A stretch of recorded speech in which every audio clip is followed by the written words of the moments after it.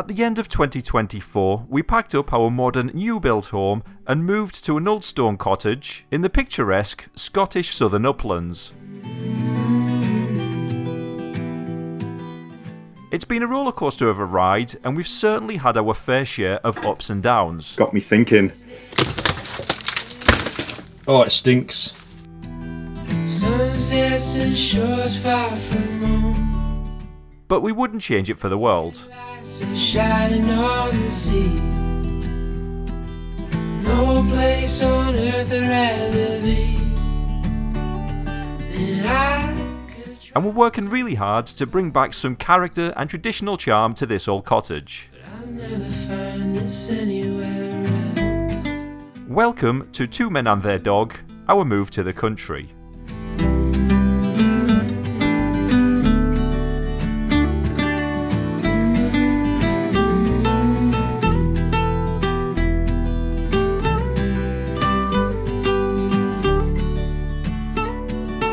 Been to all those places on the wall, and none come close to this, I'm sure. You try to say the sunrise the same, but tell me, have you ever danced in the rain? And I could try to just follow the swell, but I'll never find this anywhere else.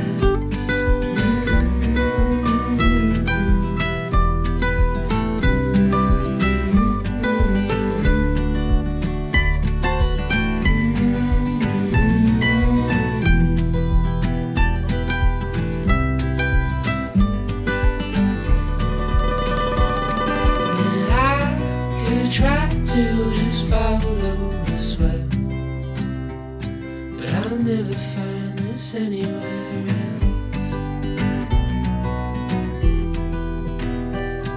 I'll never find, I'll never find.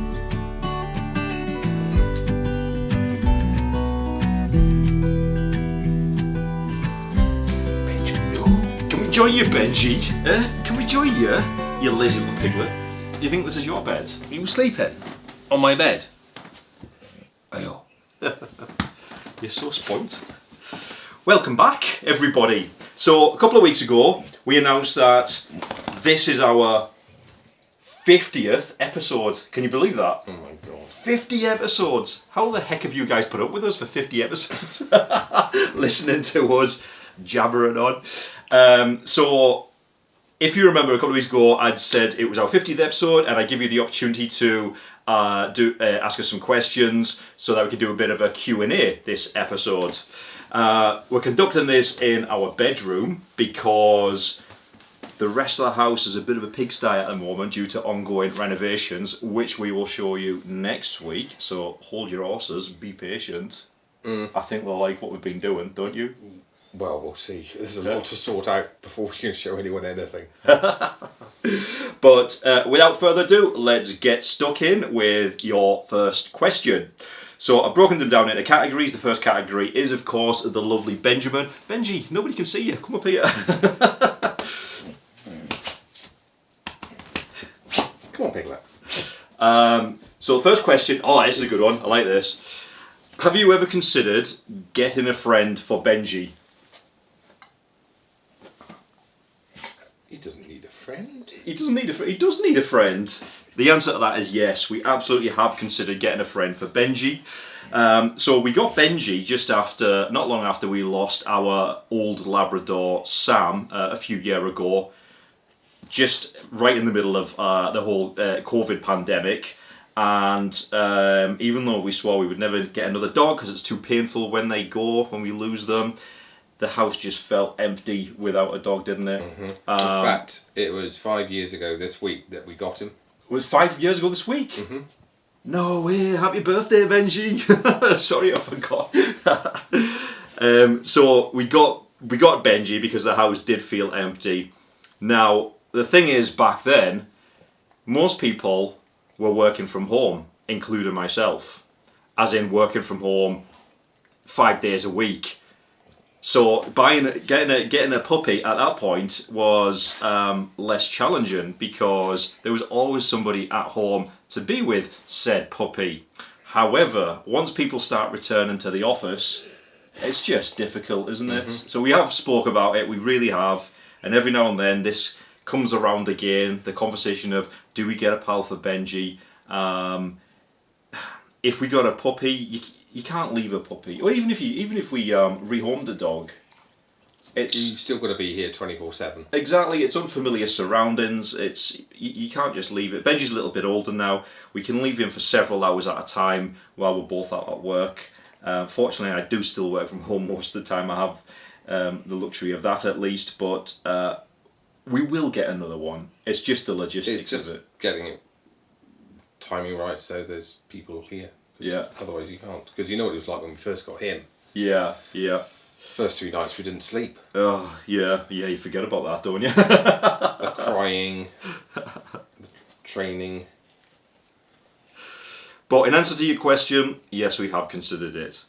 Okay, next one. How about Benji's origin? When did he join your story, and how did you first meet him? I think we've kind of answered some of that in the first question, haven't we? Well, he came from a Labrador breeder in Edinburgh. I found him online advert from the breeder in the morning. I think I showed you, and about 11 o'clock the decision was made, and about 6 o'clock at night he appeared, this little white thing with his mum and the breeder, along with all his brothers and sisters, but he was the only golden lab, the rest were black. And yeah, we got him in, and he was absolutely tiny, and he was stinking. The first thing he did was have a bath. I remember that. I remember looking at the other puppies, they were all black, he was the only golden one. So, Benji, sorry mate, you were the runt of the litter. He was, because he was absolutely tiny. He was the smallest one out of the lot as well. The others had big heads, didn't they? What, normal size like his? Are you saying a Labrador has a small head? You said our Labrador is a small head. You, Benji, I'd bite him for that. So That was 5 years ago. 5 years ago, yep. So that's how he joined the family, and that's how we first met him. Okay, so next up, when will the Sir Benjamin of the pub calendar for 2026? When will the Sir Benjamin of the pub calendar for 2026 be available? How about Benji merchandise? I never really considered that, Benji. No. Do you want your own merchandise? Would people buy calendars and things? The cost You of have to ask them. the cost of having them printed, though, you'd have to. It's something you'd have to sell to Yeah. at least recoup the cost of having them printed. I don't know. Would you really want calendars and mugs and What, a mug of Benji's a mug of Benji's mug? You have to ask everyone. I see don't what they know. think. If it's something you would like us to at least look into, then by all means, let us know in the comments below. I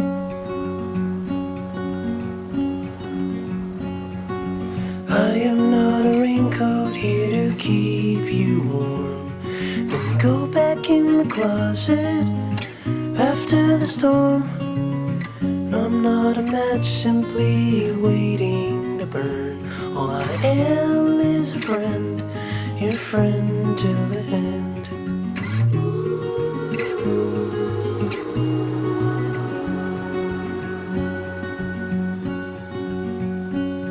I'm not your impression of a city you wish you loved more than everything you gave for it.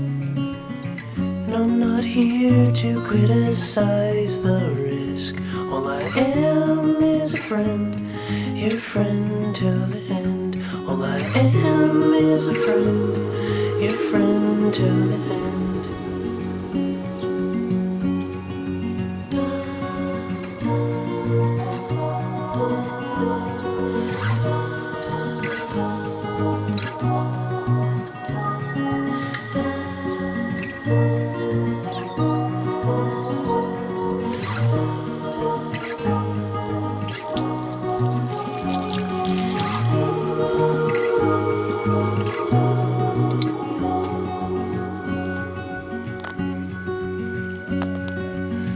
am not a witness here to call you in for the things that you done or the thing that you did.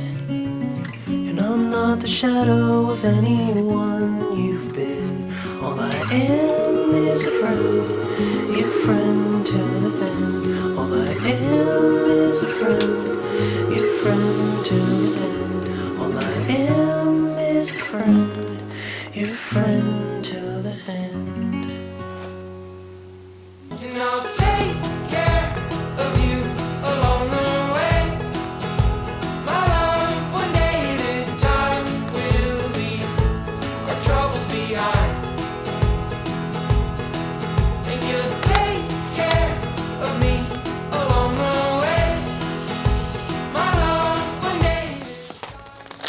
So the lettuce is done. The lettuce is no more. We had to use it all because it had bolted. Is that the word, bolted? So we did plant some new lettuce, but look what's happened. So Adam was blaming slugs, and then we were sitting at the table and chairs in the garden enjoying a drink earlier on, and we realised it was birds. Birds were landing in here and eating the goddamn lettuce. So Adam's going to have to build a little mesh cage or something to keep the birds out. But who'd have known? The birds eating the lettuce and not the slugs after all. Anyway, so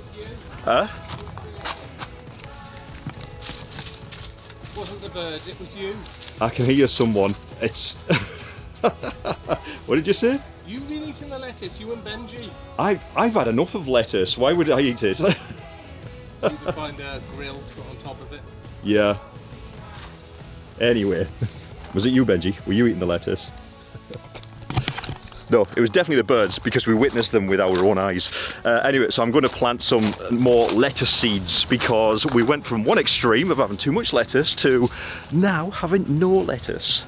Well, we've got a couple of little lettuce plants over there, but anyway, I'm going to get to work planting some more seeds.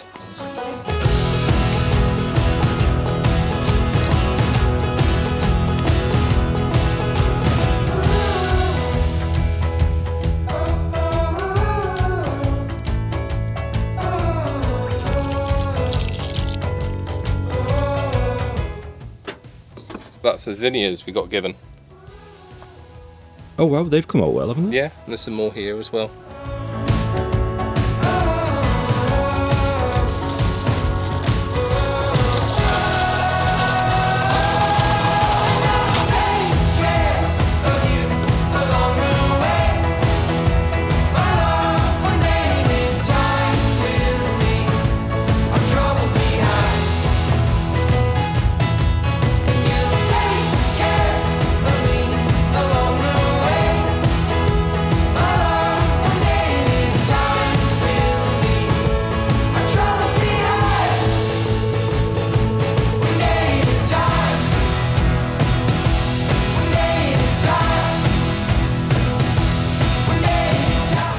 So great news, we've finally managed to find a sandblaster who's prepared to come out all of this way to help us get rid of the cement render and non-breathable paint on the outside of the cottage, but I'll talk a little bit more about that a little later. For now, I need to get the bags of lime mortar that we've ordered indoors in case it rains. Our troubles behind.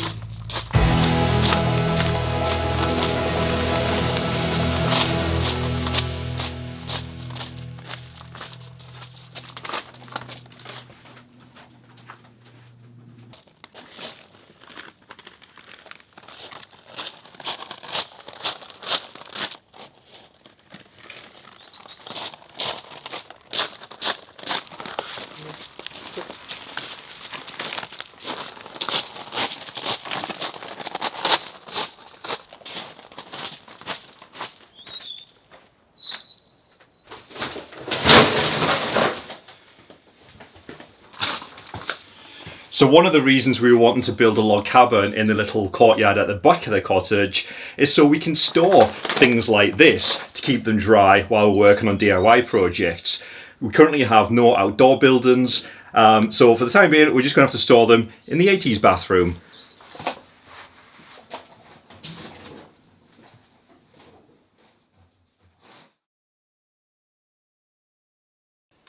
Okay, so the next category of the Q&A is cottage and renovation. Because that seems like all we do, isn't it? Is renovation. It's all about the cottage and the renovation these days, isn't it? So, first question on the list. How do you both split the DIY jobs between you, and do you ever disagree about ideas? All the time. We always disagree about ideas. How do we split the jobs? That's easy. How? Well, if it's difficult, hard, or complicated, I do them.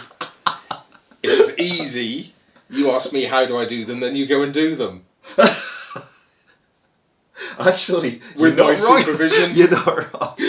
Anything to do with electrics, I do. Yeah. Plumbing, I do. Yeah. Anything to do with... If it's slapping a bit of paint on the wall, you'll do that. It's not just slapping a bit of paint on the wall, it's the prep and everything as well. I think I'm better at decorating. That's because I don't get the chance, because I'm doing everything else. But yeah, I mean, it makes sense. There are projects and tasks that you're more skilled and qualified to do, electrics, plumbing, things like that. Mm-hmm. I'd end up flooding the cottage or blowing myself up if I tried to do electrics. And change light bulbs and things like that. That's no problem, but yeah, best just leaving that to Adam. With regards to do we disagree? Most of the time we're fairly on the same wavelength. Yeah, I think we've got... You do come up with some grand ideas sometimes. I have to rein you in, because it's like, no, that's just so time consuming. Yeah. I feel like... I mean, correct me if I'm wrong, of course, Adam, but I feel as though we're both on the same page when it comes to what we want in life and what we want from the cottage and the projects we work on, and we both have the same vision, that final goal, don't we? So it's not often that one of us will come up with an idea that the other one doesn't like or disagrees with. Most of the time, if either one of us comes up with an idea, the other one will go, yeah, that's a good idea, let's go with that. But as Adam said, often, and this is just the creative side of me, often I will come up with these grand ideas that I have to rein you back into reality. That are just so time consuming or costly that it would just be impossible on a shoestring budget. And I find all the free stuff. Yeah, I was just about to say that. What Adam's good at is taking my ideas and making the most out of what little we have. Well, if you can find something and it's free, or someone doesn't want it, or it's on a marketplace or something like that, and you can buy it cheap and you can do it up or fix it up or paint it or do stuff to it, which we've done quite a few times. Yeah. You can find some really lovely old antique vintage furniture items for the house and create something lovely out of something which didn't have a life before. Yeah. It's like the Irish dresser at the back of the living room. I had an idea that was going to be bespoke made cabinetry because it's something that I designed for a client as part of an interior project a few years ago. But the cost involved with that is insane. So Adam manages to source that beautiful solid oak vintage Irish dresser, and once it was in situ, I was like, that's perfect. That is far more cottage vibe than my initial idea of having bespoke fitted cabinetry, which isn't cottage vibe. That perhaps would have been a little too grand. You sometimes can't see my end result of what I've seen. Say I've seen something or I bought something home and you're like, what is that? What are you going to do with that? Yeah, like the lockers. Yeah. Like the lockers, and now it's brilliant. You can walk in there and you can find any tool or anything because it's all labelled, apart from when you don't put things back in the right locker. Who's the best at cooking? I would say me, because I do most of the cooking, but the only reason I'm better at cooking is because I follow the recipes to the T. Apart from the the lettuce soup. Let's just forget about that. Let's just pretend that never happened. Draw a line at that. But yeah, I think with regards to cooking, I'm probably the best at cooking because You have the time for it. not so much I have the time. I just do most of the cooking. However, there are things that you're better at cooking, like toad in the hole and Yorkshire puddings. Mine turn out crap. They turn out really flat, but Adam's quite good at that. Unfill the ovens. Yeah.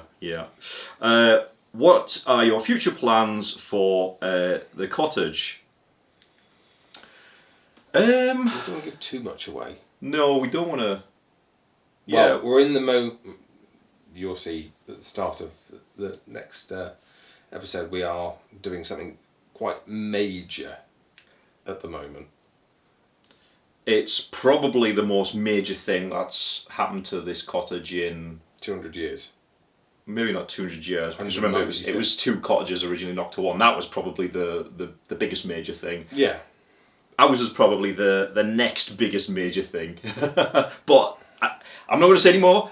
My lips are sealed because it will be. Spoil the surprise. Yeah, we don't want to spoil it. But ultimate goal, I think ultimate goal is just, we've got so many ideas. We just want, as you know, we just want to strip out any of the kind of more modern things that have been put into place in the cottage over the last few decades, and bring back some of the original charm to a certain extent, because in a nearby village I've seen there is a bit of a museum. There's a miners' museum, isn't there? And there's a cottage which is a museum, a miners' cottage, which looks very similar to this cottage from the outside, and you can go in and everything, and I've seen what the inside of that looks like. I don't want this cottage to look like that. So when I say a bit too basic, it's a bit too basic. You have the stove, the cast iron stove, and a couple of chairs in front of it. You have the dresser. Yeah, so that's kind of true to how it would have been originally. Maybe not the Irish dresser, given that we're in Scotland, not Ireland. But hey, so yeah, I think the ultimate goal is just to bring back as much of the charm that we think a cottage like this should have. It may not necessarily be historically accurate, but it's our home. It's not a museum. No. Obviously, we're on a shoestring budget. We're not made of money, so these projects will just be ongoing, and it's something we'll be working on over time.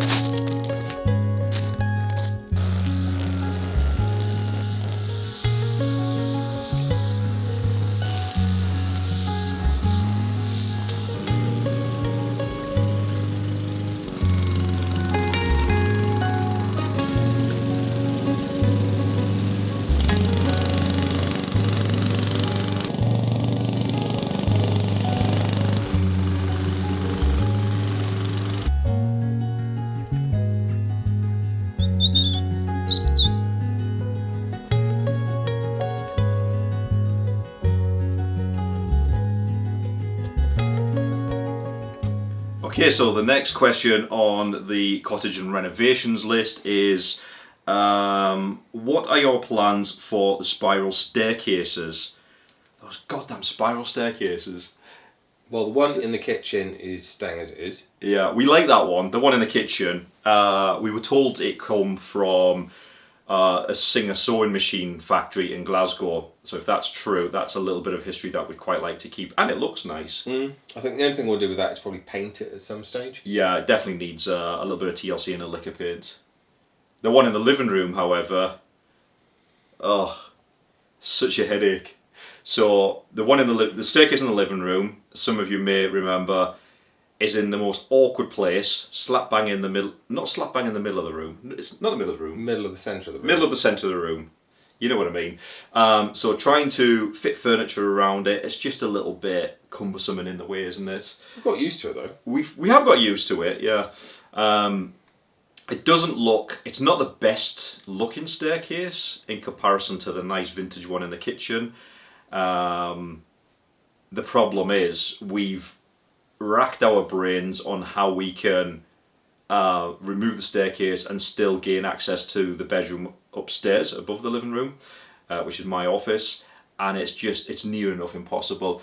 You guys have given us lots and lots of very, very good suggestions, but they just don't work.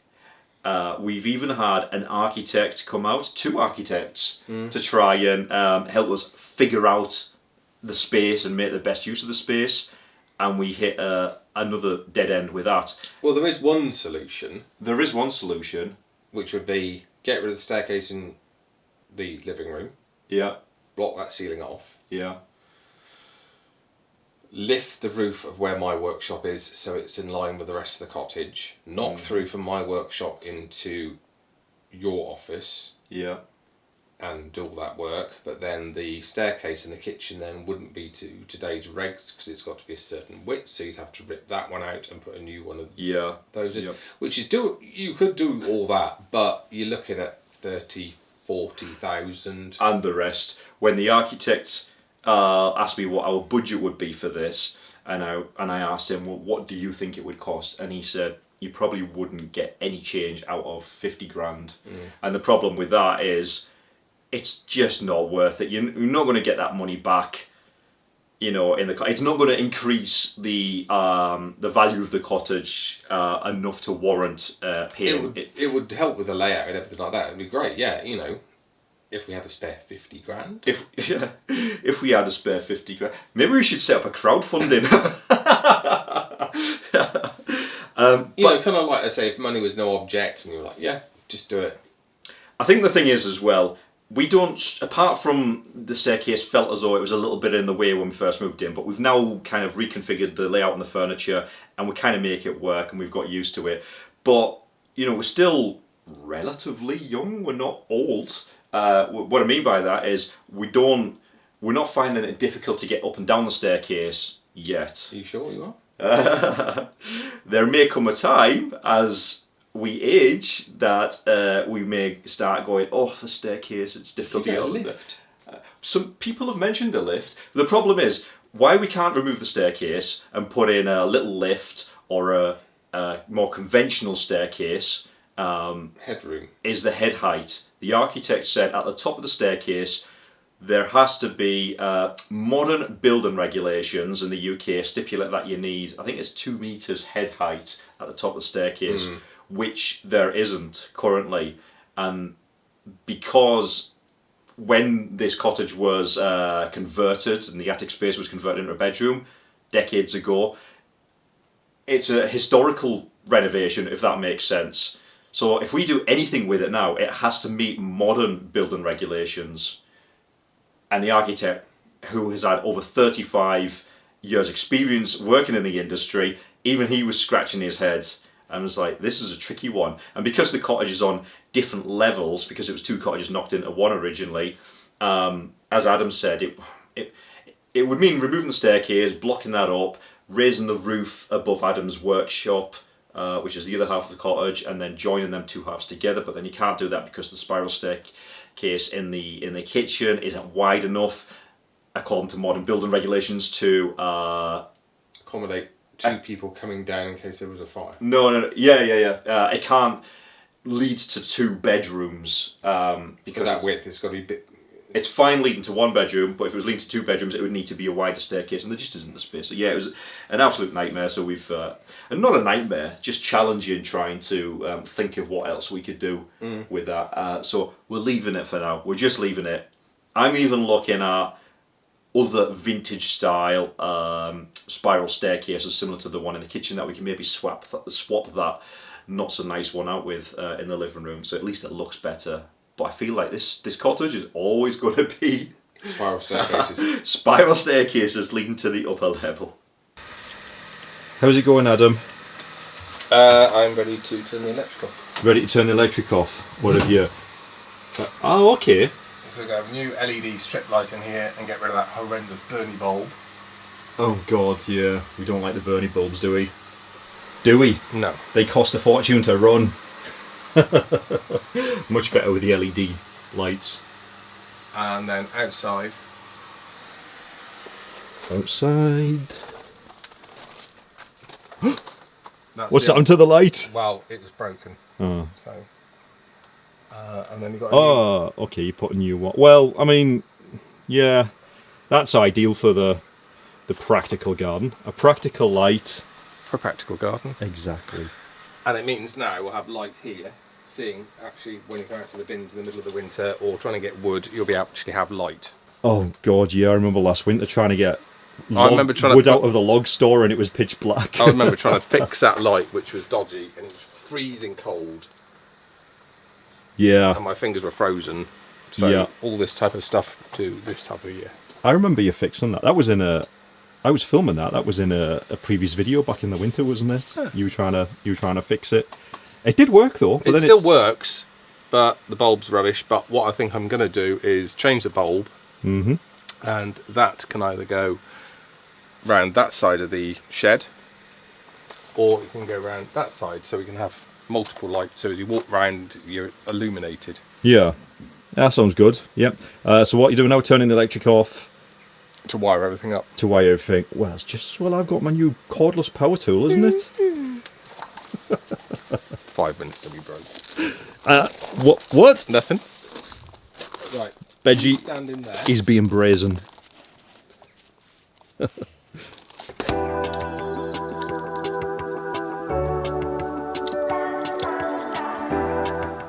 And the thing is, you can adjust where the PIR is.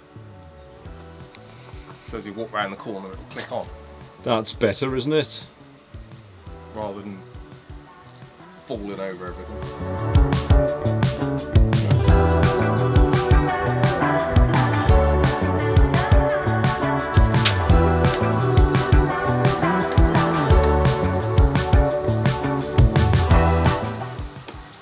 Goodbye, Bernie bulb.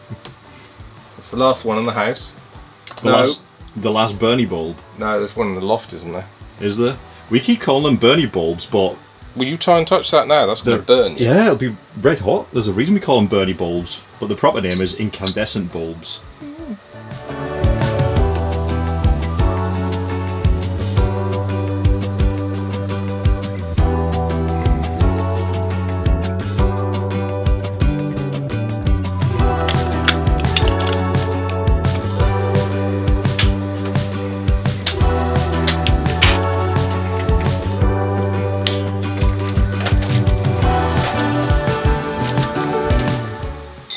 That's better, isn't it? Better than that. You can actually see. When the boiler man comes to service the boiler, be able to actually see what the hell he's doing. I mean, it's not the most aesthetically pleasing light, but it's practical. Next on the list for cottage and renovation questions is, are you planning to extend your home, a summer house perhaps? We're not planning on extending it, just because, again, the layout and the surrounding land that comes with a cottage, as in the gardens, are kind of like an L shape. There just isn't enough space to add an extension, is there?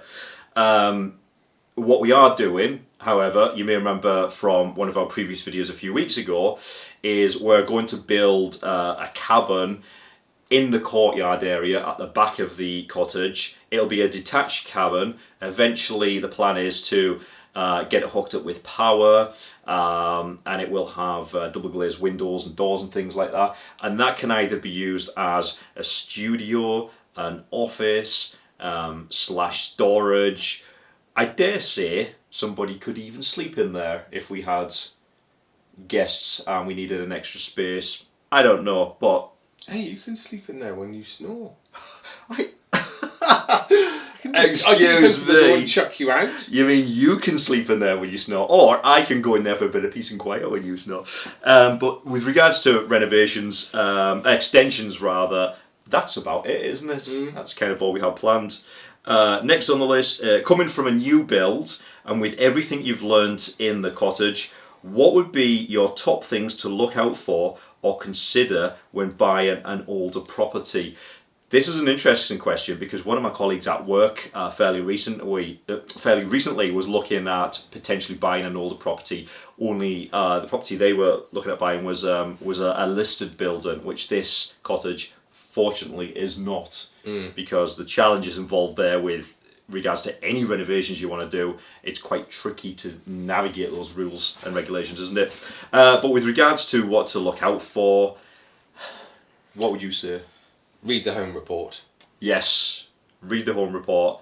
Which you should do when you buy any property, but especially an older property, read that home report with a fine tooth comb and make sure you've spotted everything which could be potentially nasty or is going to cost you a fortune.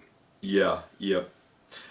On the home report there will be things such as category 1 repairs, which may just be minor. Give it another lick of paint on the exterior, for example. Category 2 repairs could be sliding tiles on the roof. Yeah. Category 3 repairs is usually hole in the roof. Major things that need addressing right now, such like Adam said, a hole in the roof or severe damp or something like that. This cottage, as you may remember, back when we put an offer in for the cottage, on the home report had a category 3 repair, which is an urgent repair, and that was the gable wall. That's how all of that stonemason work first started, isn't it? It did put us off slightly initially because we were like, wow, the cost involved with rectifying that and sorting that issue out. But then we realised actually it is doable by doing it ourselves and sorting it ourselves will potentially add value to the cottage. Hopefully it's now fixed. It's our home, but as with any home, it's also an investment. So, but yeah, I think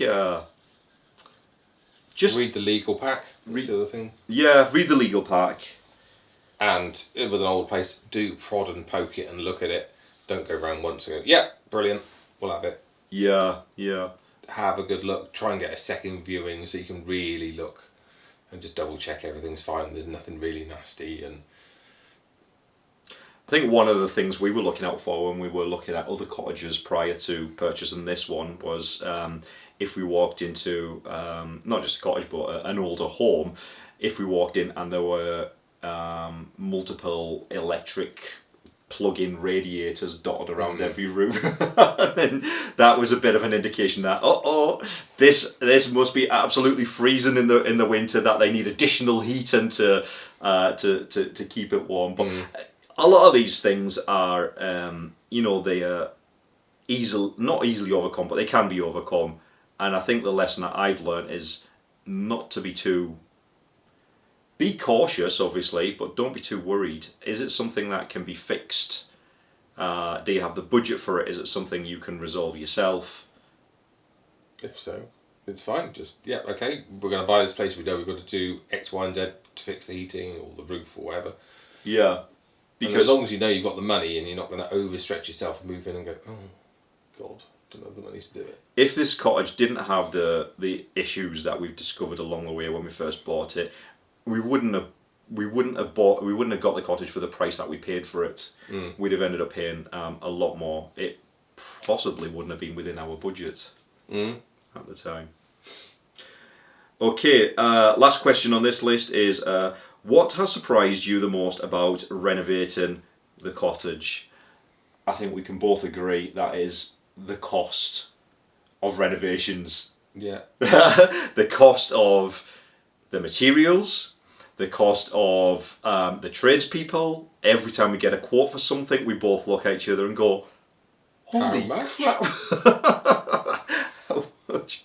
But that's life. Everything has gone up over the last, especially since COVID. Price of materials and the price of builders and everything has gone up. So that's probably the thing that surprised me the most with regards to renovations. What about you? The mess it can create. Oh, the mess, yeah. You think, okay, we'll do that room, we'll seal that off so the rest of the house isn't going to get dirty, or no. Yeah, the mess and the dirt, it still finds its way through. Doesn't matter how much you seal the doorway off, It gets in. it still gets in the other rooms somehow. So the next question on our Q&A 50th episode falls under the countryside and lifestyle category. So what has surprised you the most about moving to the countryside? Surprised me the most. Well, I grew up in the countryside, so it's kind of just like... So you're used to it. Yeah. What surprised me the most is the social aspect of it. It sounds bizarre, given that we live in a tiny, tiny little village, but I feel like I have a better social life here than I did in our previous home in the new build. Even though there were more people there, it's a smaller knit community. Yeah. And that's the whole thing. It's a community. People know each other. Talk to you know. If you take the dog out for a walk, or you're just going down the road, people say hi to you. How are you? Chat, talk. Yeah. Whereas in a lot of towns and cities, you just talk to each other. You just walk past. Yeah. Yeah. And there's no community. In our previous home, in the new build, it's not that we didn't know people or speak to people. Of course we did. We had some really lovely neighbours who we got on really, really well with, and we absolutely loved them. We were gutted to leave those behind. But it was a type of people, the type of neighbours who you would say hi to and you chat to and everything, but you probably wouldn't go out for a drink with, or go not because you didn't want to. It just wasn't a thing. Whereas here, as I said, because it's a tighter knit community, it felt as though we made lots of new friends immediately, straight away. It was very welcoming. That was a surprise for me. Having never lived in the countryside before, I wasn't sure if we were going to be seen as these town folk moving into the countryside. I don't know what I expected, but yeah, how friendly people are and the social aspect was definitely a surprise for me.